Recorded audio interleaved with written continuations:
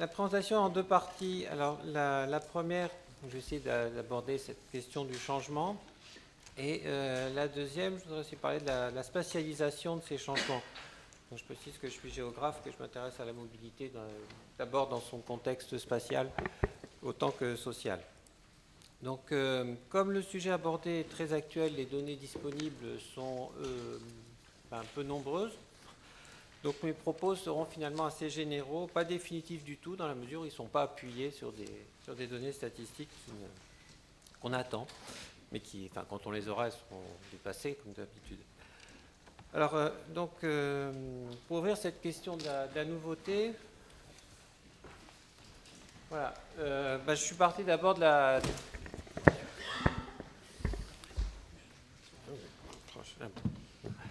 Alors, donc je vais partir de ce qui est fixe.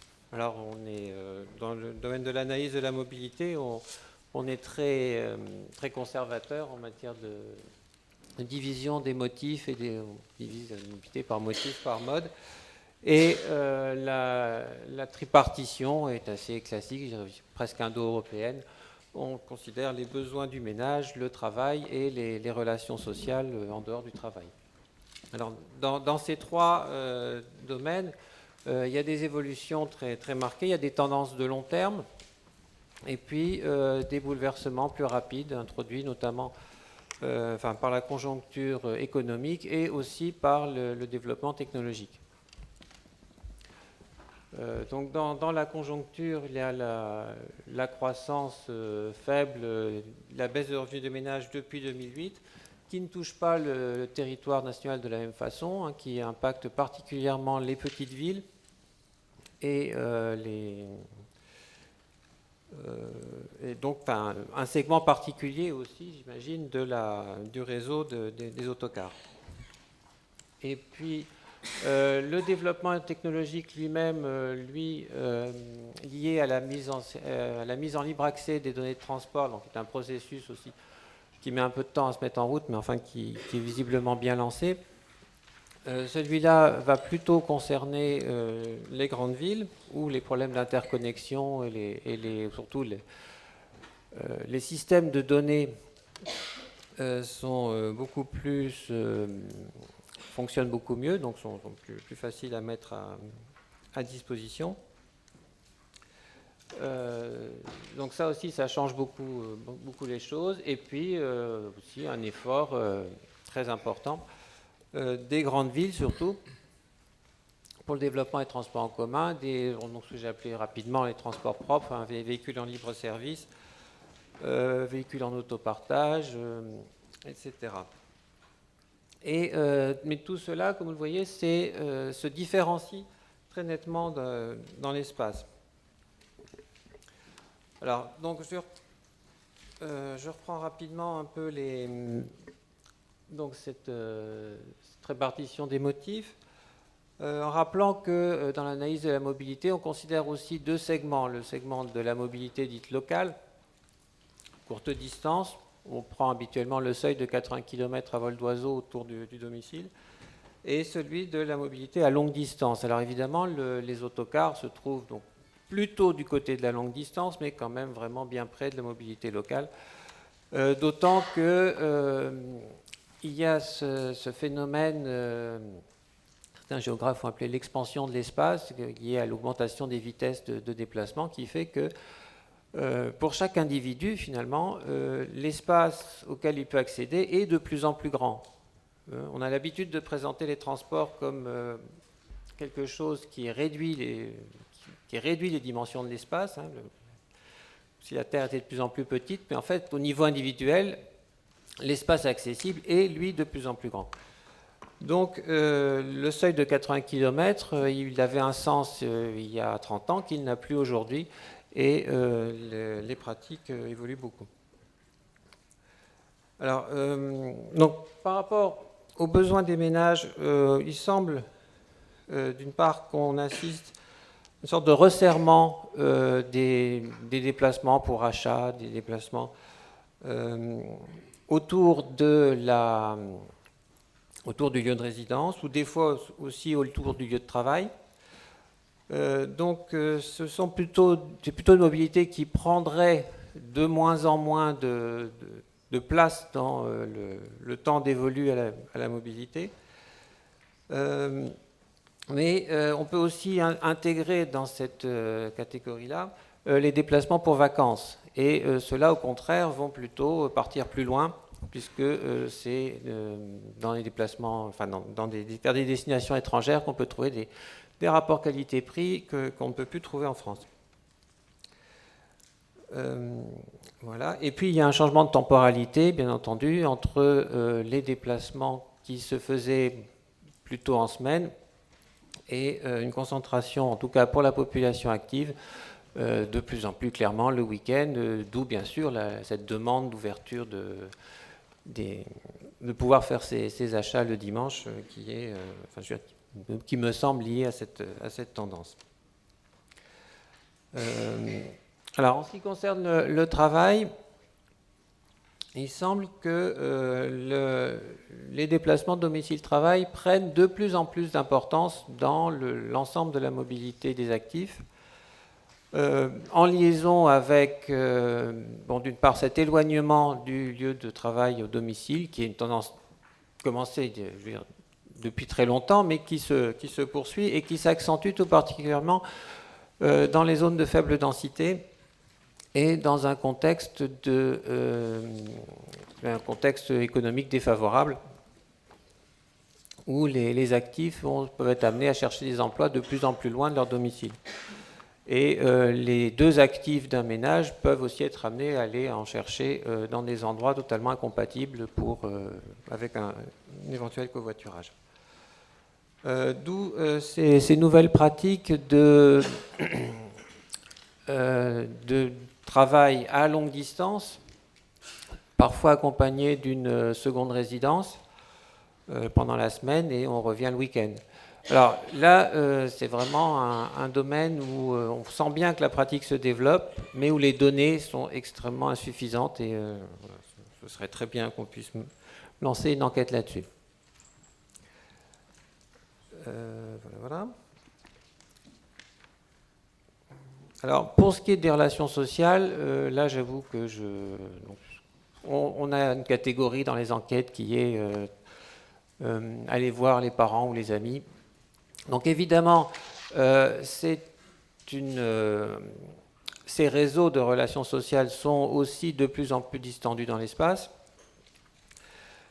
si bien que la relation n'est pas forcément physique et peut trouver des substituts grâce aux technologies,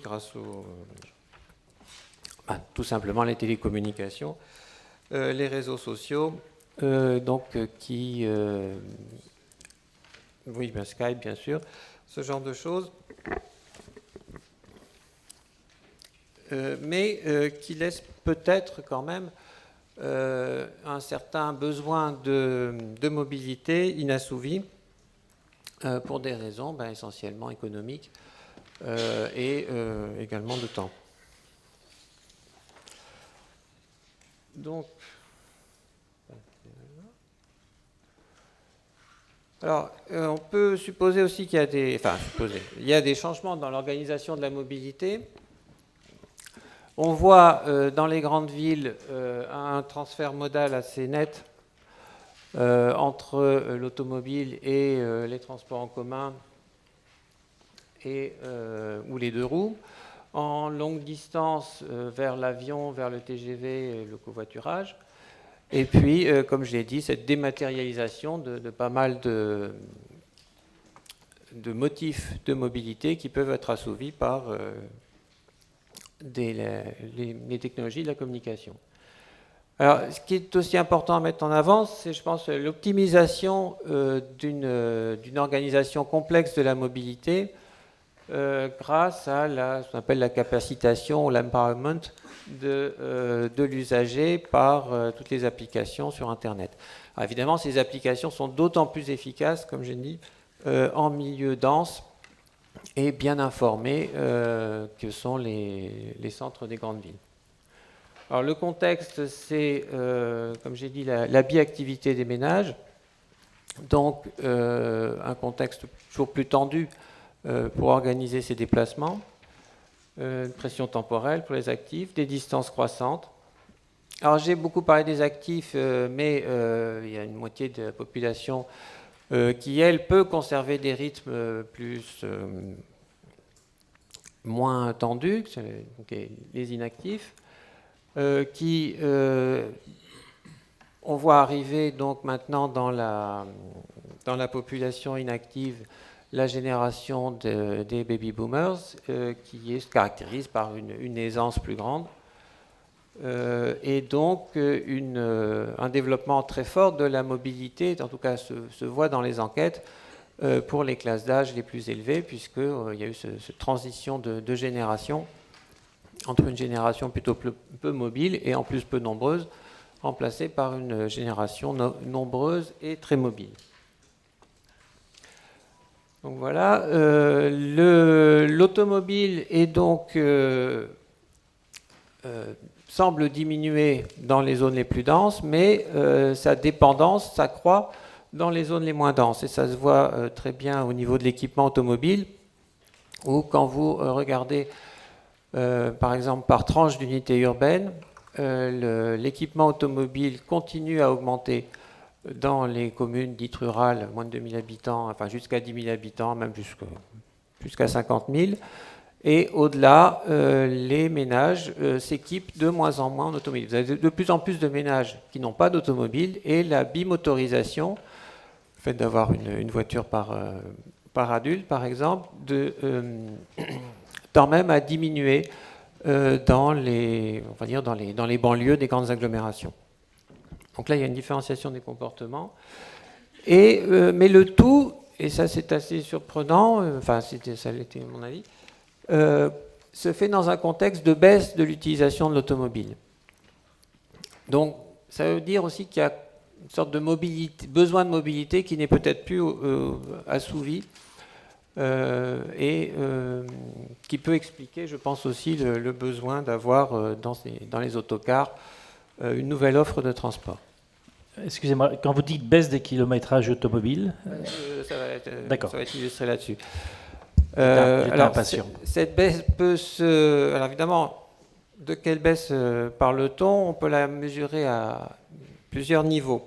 Alors au niveau général, il y a eu un plafonnement de la circulation. La CCTN, la Commission des comptes de transport de la Nation, l'a montré depuis donc le début des années 2000.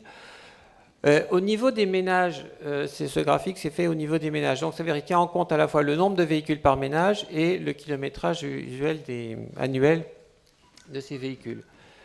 Et alors ce que vous voyez sur ce graphique est ordonné en fonction des tailles d'unités urbaines. Donc tout en bas, l'agglomération parisienne, que le kilométrage moyen par ménage a commencé à diminuer dès les années 90. Et il est en baisse constante. Alors là, c'est à la fois moins de kilomètres par voiture et moins de voitures par ménage. Mais ce qui est plus nouveau, c'est qu'à partir de 2001, le kilométrage dans les zones les moins denses, donc hors des unités urbaines de 10 000 habitants et plus, il stagne et il décroît même assez nettement, mais à un niveau bien sûr beaucoup plus élevé, puisque c'est à peu près 20 000 km par an par ménage. Donc ça descend partout à des niveaux de plus en plus élevés. Et le moment de basculement est évidemment plus précoce dans l'agglomération parisienne et de moins en moins au fur et à mesure qu'on va vers les zones les moins denses. Alors à ça, il y a plusieurs explications, mais le souci qu'on peut avoir, c'est que les explications qu'on peut donner pour les grandes villes ne sont pas du tout valables dans les campagnes. Et vous n'avez pas de transport en commun qui puisse récupérer la demande de mobilité des campagnes, par exemple. Alors que c'est évidemment ce qui se produit en partie en agglomération parisienne. Donc là, les explications sont peut-être plutôt à aller chercher du côté des changements dans l'activité des populations et puis dans le contexte économique. Donc un transport à bon marché, effectivement, était nécessaire, sachant que étant donné que le coût de l'utilisation de l'automobile est finalement important, quoi, par rapport surtout dans un contexte de baisse de revenus des ménages. Voilà. Donc, puisque j'en suis.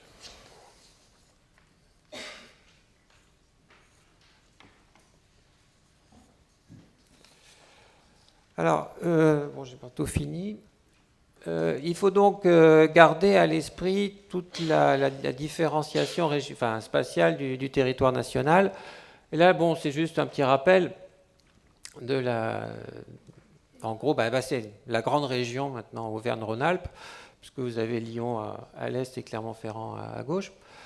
Donc rappelez-vous qu'on peut être dans un pôle urbain de taille tout à fait variable, avec une extension périurbaine également variable, et puis surtout dans des zones où on est à l'intersection des polarisations des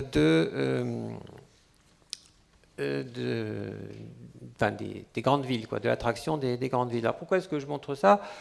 C'est pour mettre en garde un peu contre l'utilisation un peu trop simpliste, notamment dans les statistiques, des catégorisations telles que centre périurbain, citadin périurbain, grande ville, petite ville. Bon, la situation est beaucoup plus complexe et demande des analyses plus régionalisées. Enfin, c'est ce que disait de toute façon monsieur le précédent intervenant. Chaque implantation de gare est un cas particulier, quoi. Les statistiques vont pouvoir apporter effectivement des cadrages généraux, mais en simplifiant toujours énormément les situations.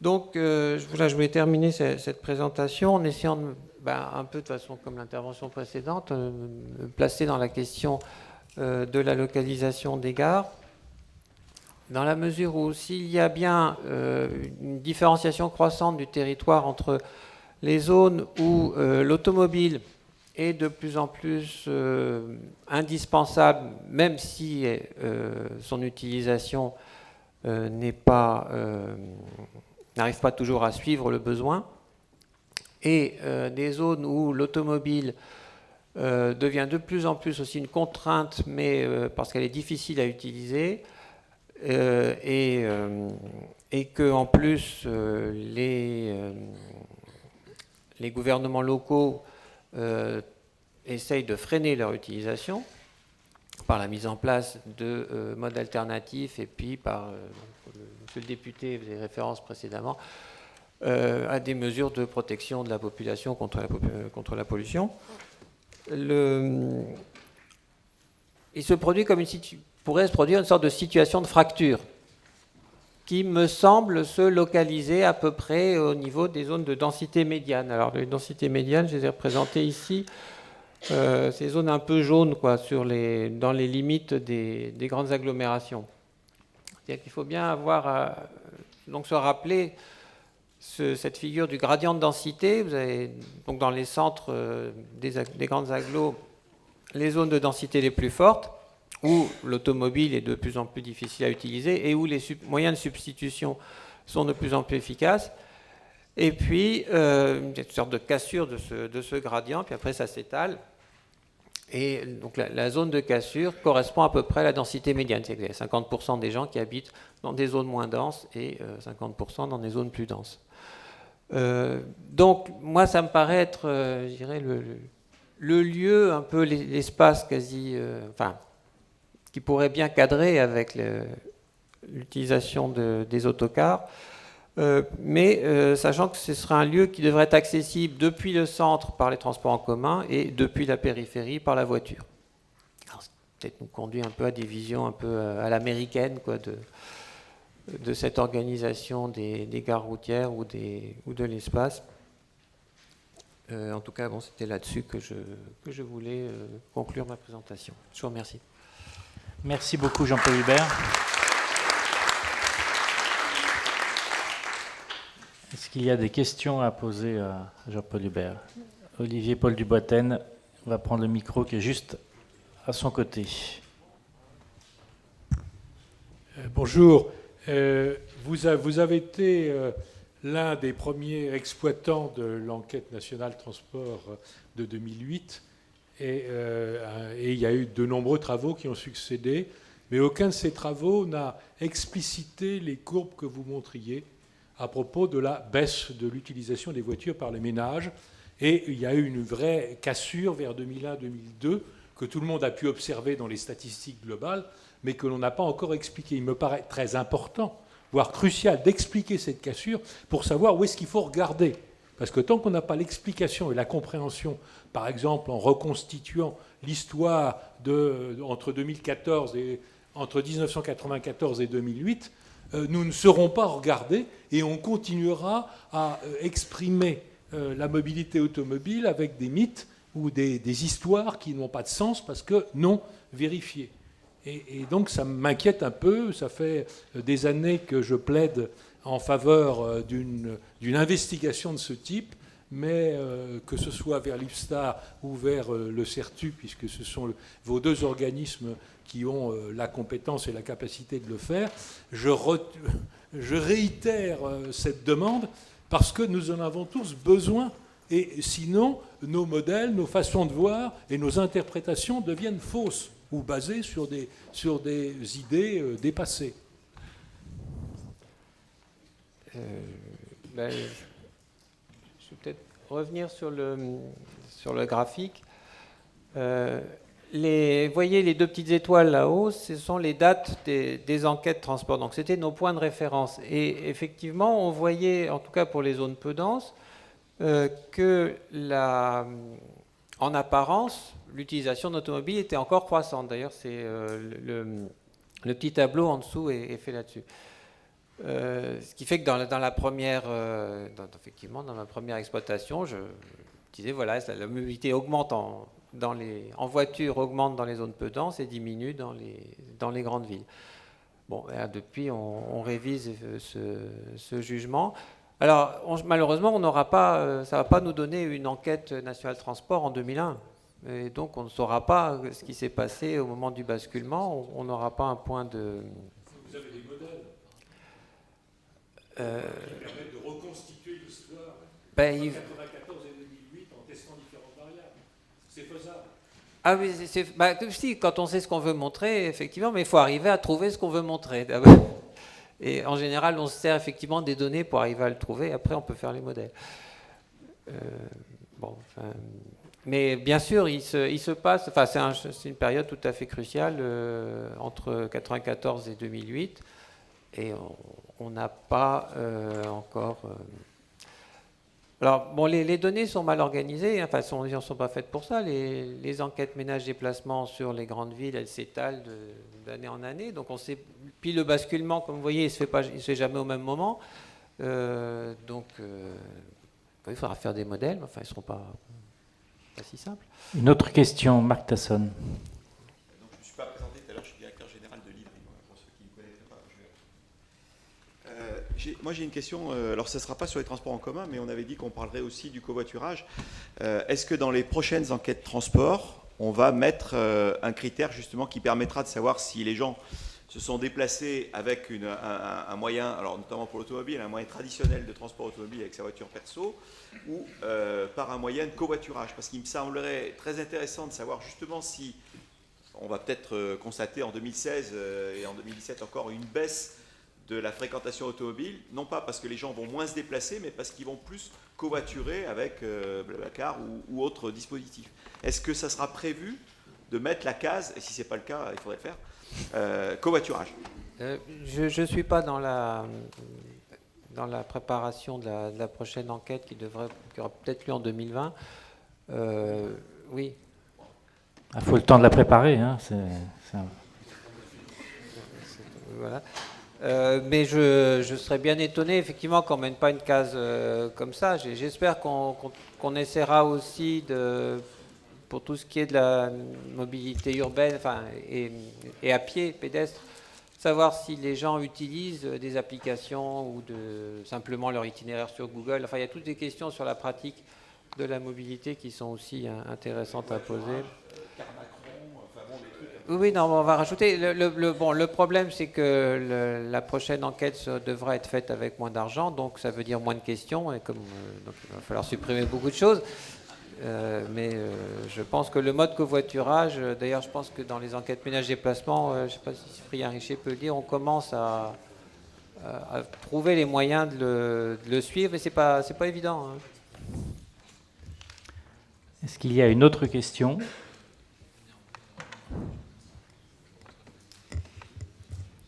Pas de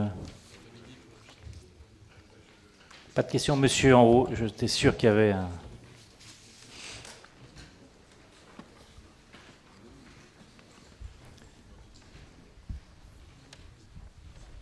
Là, vous appuyez juste sur le petit bouton vert, voilà. Vous présentez. Cyprien Richer du CEREMA. Moi, je voulais juste répondre à la question d'avant et puis préciser deux contributions, se faire un peu d'autopromotion. On vient de sortir un ouvrage qui s'appelle Mobilité en transition. Il y a 300 pages des 3 ou 4 dernières années de recherche entre le CEREMA et l'IFSTAR sur ces questions des mobilités, qui traite notamment de la question du pick-car.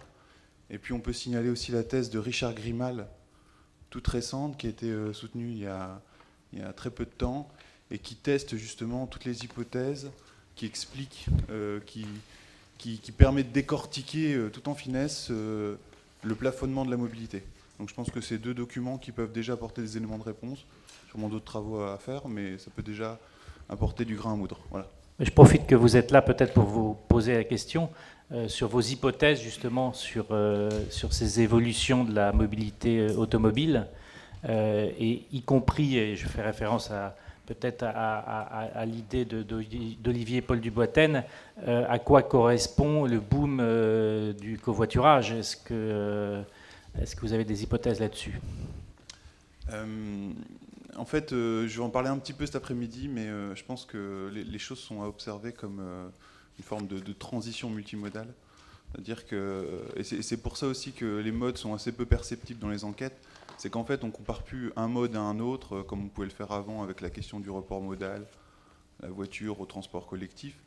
C'est plutôt la voiture, l'autosolisme quelque part, la voiture propriété a toute une gamme de mobilité, ce qui fait que c'est toujours très très difficile à tester et à observer.